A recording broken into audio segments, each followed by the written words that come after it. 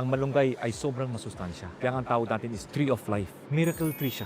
Bakit? Maganda siya sa blood sugar, fatty liver. Pwede siya sa menopausal symptoms ng mga babae. Prostate health, erectile dysfunction, fertility ng sperm. Maganda sa puso. Maganda pampababa ng cholesterol, pampababa ng blood pressure, pampaganda ng kutis. Antioxidant siya. Anti-inflammatory siya. Napapatay niya yung fungi, cancer, and tutulong siya sa heart diseases. Maganda rin siya sa rheumatoid arthritis. Nagpapapayat pa. May vitamin C pa. Anti-asthma siya.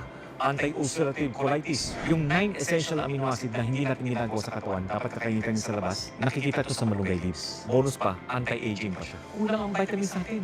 Kulang ang minerals natin sa mga mamamayan natin.